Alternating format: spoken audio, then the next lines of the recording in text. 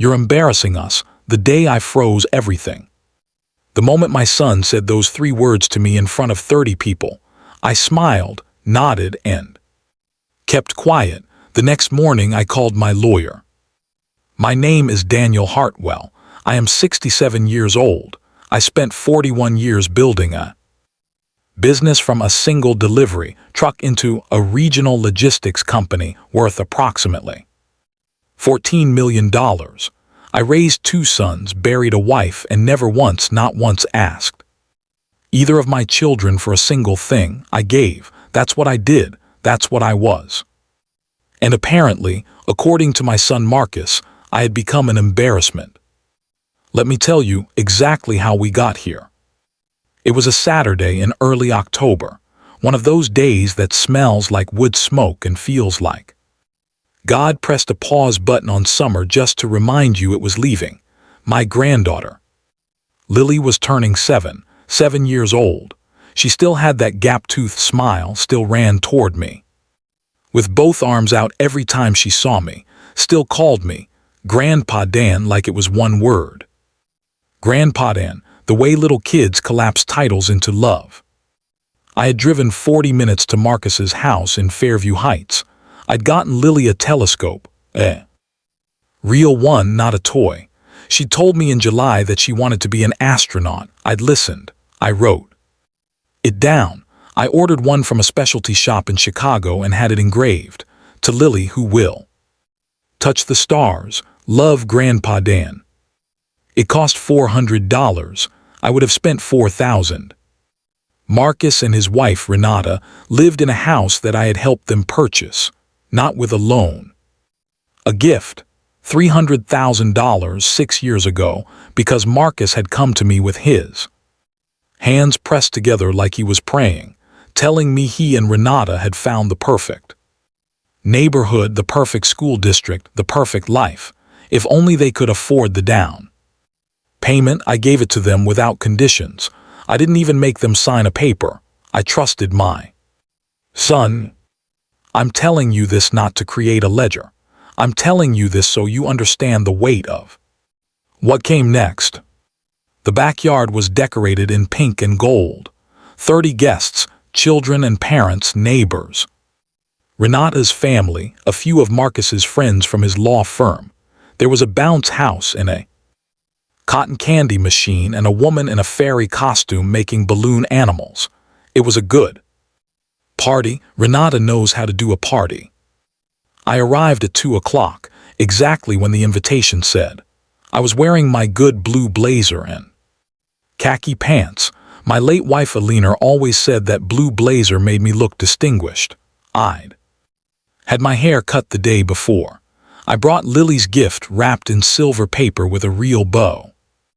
Lily saw me from across the yard and screamed, "Grandpa Dan," and came flying at me like a small missile of pure joy. I caught her. I always catch her. I held her up and she pressed her nose against my cheek and said, "I missed you so much, and I thought this is why you get up in the morning." I put her down. I greeted Renata, who smiled warmly enough. I shook hands with people I knew and introduced myself to people I didn't. I found a seat at one of the round tables and set Lily's gift carefully on the gift table. I got myself a glass of lemonade. Here is where I made my supposed crime. One of Renata's uncles, a man named Cliff, sat down across from me. We'd met once before at Marcus and Renata's wedding. Cliff was the kind of man who fills a room, loud, theatrical, the sort who laughs at his own jokes before he finishes them. We started talking and the conversation moved, the way conversations do, and at some point we were talking about the old days, about how neighborhoods had changed, about the kinds of summers we had as kids. I told a story. It wasn't a long story. It was about the summer I was 12 and my father took our family to see a traveling circus in a town outside of St. Louis, and how a chimpanzee escaped from its handler and ended up sitting in the bleachers, eating someone's popcorn while the handlers chased it in circles. The whole crowd was screaming and laughing, My mother nearly fell off the bench laughing. My father, who was generally the most serious man I ever knew, laughed until tears ran down his face, and I had never seen that before and never forgot it. It was a fond story, a funny story. Cliff laughed. The woman next to him laughed. A couple nearby turned their heads and smiled. I don't know exactly who all heard it. I wasn't performing. I was just talking, being a person at a table. About 20 minutes later, Marcus appeared at my elbow. I looked up at him and smiled. He didn't smile back. He leaned down and in a low voice, but not low enough, said, "Can I talk to you for a second?" We walked to the side of the house, around the corner of the brick, away from the yard. "Dad," he said, and his voice had that particular tension in it, the tightness of a man who has decided something before he even opens his mouth. "You're embarrassing us." I looked at him. "I beg your pardon." "The stories, Dad. You were going on and on. People were trying to have conversations and you kept pulling them into these stories about ancient history. Renata's family doesn't know you. You just come in and take over." I stood there in the cool shadow of the house, the sound of children laughing floating over the roof, and I felt something happen inside me that I don't have a precise word for. It wasn't anger. Not yet. It was more like watching a floor you trusted turn to glass beneath your feet and realizing you'd been walking on it for years. "I told one story," I said, "to the people at my table. It's always something, Dad. Last Christmas you spent an hour talking about the business to Renata's father. He was trapped. Tony and I had a wonderful conversation. He told me about his time in It doesn't matter." Marcus pressed 2 fingers to his temple. "Today is Lily's day. Just can you just be normal? Can you just sit quietly and let the party happen?" He walked back around the corner without waiting for my response. I stood there for a moment. Then I straightened my blazer, fixed the cuff of my shirt, and walked back to the yard. I sat at my table. I drank my lemonade. I did not tell any more stories. I watched Lily blow out her candles, and I clapped with everyone else when she opened my gift and screamed and threw her arms around me and said, "A telescope. Grandpa Dan, I can look at space." I smiled and told her yes, she could look at space. When the party ended at 5, I hugged my granddaughter. I shook Renata's hand. I nodded at Marcus. I drove home. I sat in my car in my own driveway for 15 minutes. Then I went inside and poured myself a glass of bourbon and sat in a leaner's chair. I still call it a leaner's chair, even 6 years after she passed, and I thought very carefully about the previous 3 hours. And I made a decision. I did not sleep much that night. Not from grief, not from anger, but from the particular restlessness that comes when you have spent your whole life being one kind of person and you suddenly question whether that person was a fool. By 6 in the morning, I was at my desk with coffee, my reading glasses, and the phone number for my attorney, Robert Finch. Robert has handled my affairs for 22 years. He is a careful, precise man with a dry wit and the kind of judgment that never startles you. When I called his cell phone at 7:30, he picked up on the 3rd ring. "Daniel," he said, "you never call on a Sunday morning." "I need to make some changes," I said. There was a pause. "What kind of changes?" "Estate changes, beneficiary changes, some trust restructuring. I want to meet tomorrow." Another pause longer. "Are you all right?" "I'm excellent," I said, and for the first time since the previous afternoon, I realized I meant it. We met the next morning at 9. I laid it all out for Robert in the clean, organized way I used to lay out logistics problems, facts, resources, desired outcomes. He listened without interrupting. When I was finished, he was quiet for a moment. "You understand," he said, "that you can do all of this. It's your estate, it's your money. Legally, you are entirely within your rights." "I know," I just want to make sure this is considered and not reactive. Robert, I said, I am 67 years old. I built every dollar of what I'm talking about. Restructuring. I was reactive when I was 30. I don't have that luxury anymore. He nodded. He opened his notebook. We got to work. Here is what I did.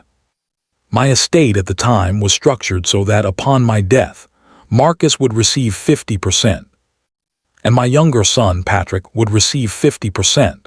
In addition, there were living gifts I made regularly. I paid Marcus and Renata's property taxes each year, a figure around $12,000. I had set aside a college fund for Lily of $200,000. I gave Marcus a monthly supplement, a holdover from a hard period in his life 8 years ago that had simply never ended, $3,000 a month quietly to help with expenses. I gave Patrick a smaller supplement, $1,500, because Patrick was a high school art teacher and genuinely struggled. The day after the birthday party, I did the following. I suspended Marcus's monthly supplement, effective immediately. I restructured Lily's college fund as a direct educational trust, accessible to her and her alone.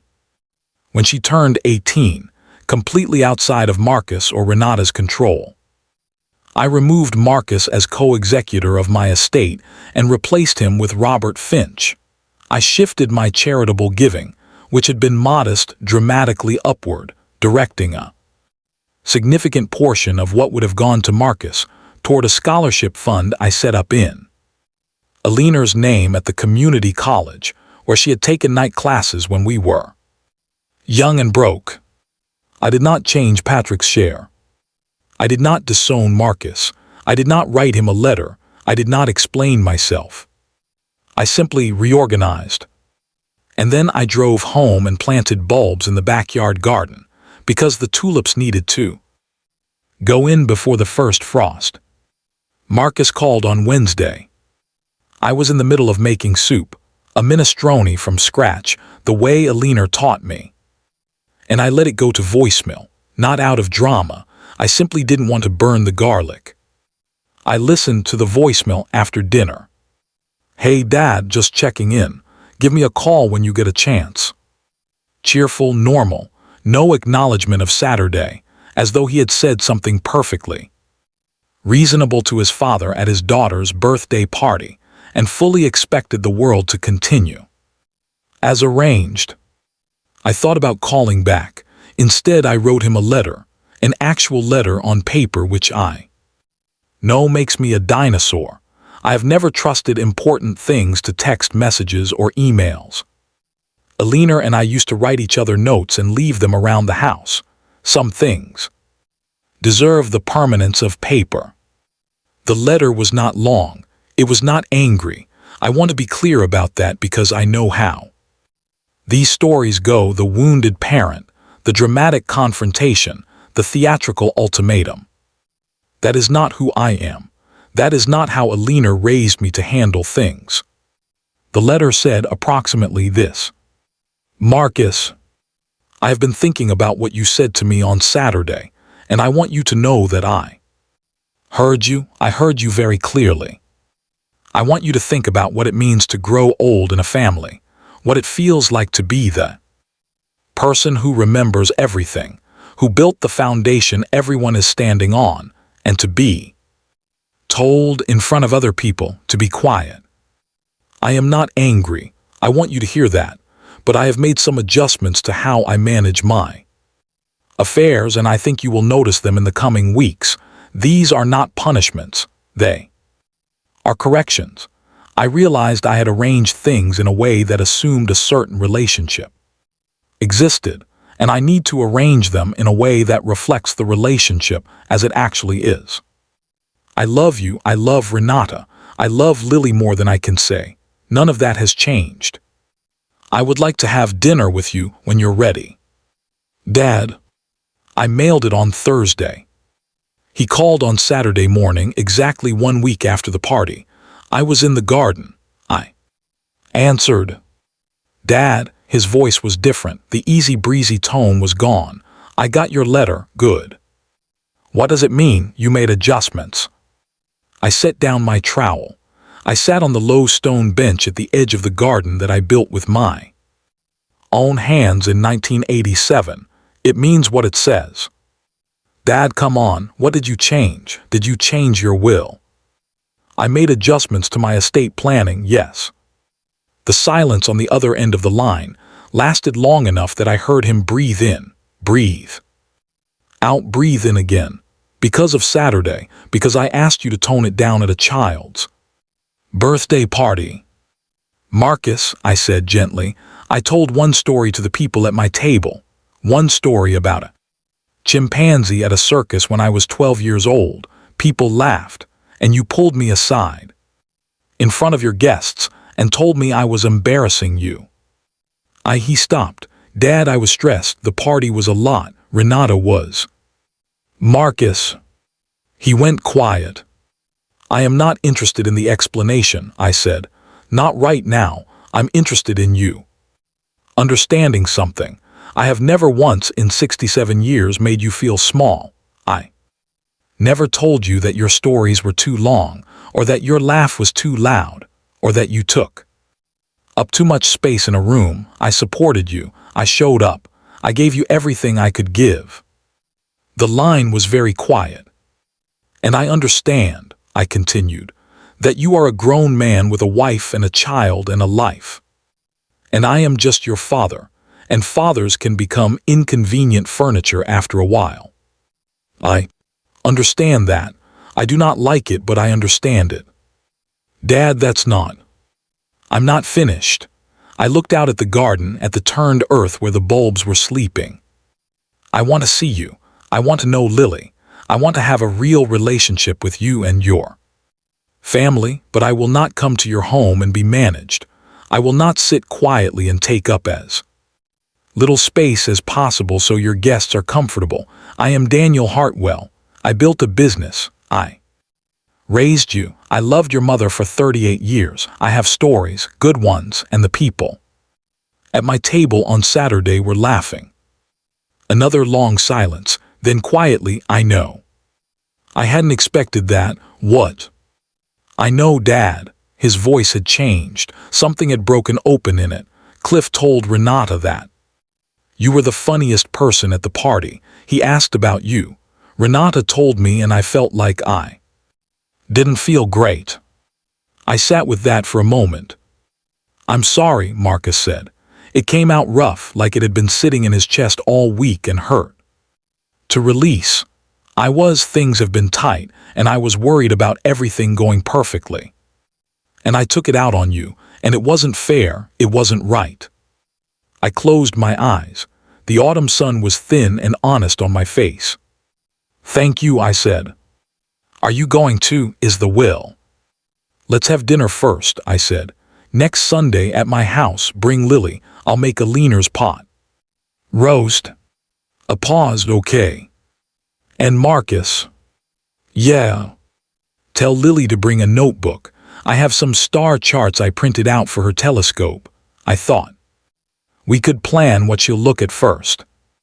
His voice, when he answered, was small in the way a man's voice gets when he is trying not to cry. She's going to love that.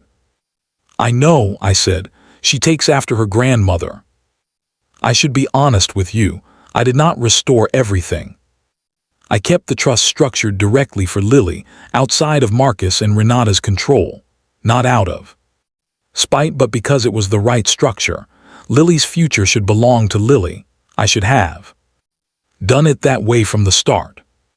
I resumed the monthly supplement after 3 months, but reduced it. Marcus was a successful attorney. He had never truly needed the $3,000. It had become an assumption, a soft cushion that people forget they're leaning on until it's gone. I decided $1,500 was more honest.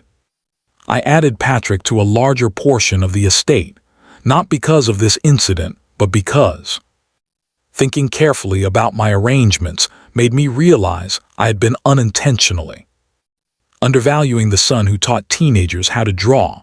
while the other son collected referral fees. That seemed like something worth correcting. I kept Robert as co-executor. He is better at it than Marcus would have been. And I kept giving to the Alina Hartwell Scholarship Fund every quarter. It may have been the best thing I've ever done with money, honestly. Last spring, the first recipient, a 23-year-old woman named Gabriella who wanted to be a nurse, sent me a handwritten thank you card. I have it on my refrigerator. The pot roast took 5 hours. Alina's recipe had notes in the margins in her handwriting. More rosemary than you think, and don't rush the onions, Daniel, and I followed every word. They arrived at 4. Lily came through the door first, always first, and she ran at me and I caught her, and she was wearing a sweater with a moon on it, which I chose to take as a sign. Marcus shook my hand and then, after a half-second hesitation, hugged me. Renata brought a bottle of red wine and said the house smelled incredible, and she was right, it did. We ate, we talked. I told a story about the time I drove a delivery truck into a ditch in 1987 because I was trying to read a paper map in the dark and went 3 miles in the wrong direction. Marcus laughed, really laughed, head back, the way he used to laugh when he was young. Renata covered her mouth. Lily asked 17 questions about what a paper map was. After dinner, Lily and I sat at the kitchen table with the star charts. I showed her how to find Orion, how to trace the belt, how to understand that the light she'd be seeing had traveled millions of years to reach her eye. She looked at me with absolute seriousness and said, "So I'll be seeing old light." "That's exactly right," I said. "That's kind of sad," she said. "Or kind of beautiful," I offered. She thought about it. Both, she decided. Then she patted my hand the way old souls do and said, "Grandpa Dan, I'm glad you're here." I looked across the kitchen at my son, who was watching us from the doorway with a dish towel in his hand and something careful in his expression. "Me too, sweetheart," I said. "Me too." Epilogue. What I want you to know. I'm writing this down because I think it matters. Not as a revenge story, not as a how-to guide for elderly parents with difficult children, but because I think there is something that happens to people as they age, a quiet subtraction. The world stops asking for your stories.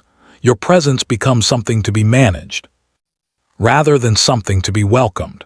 You start to believe because you are told to believe it in 1,000 small ways that the volume of your life should be turned down. I refused that. I want to be clear, I did not freeze my son out. I did not punish him into submission. I reorganized. I looked at my arrangements, financial, emotional, relational, and I asked, does this reflect reality?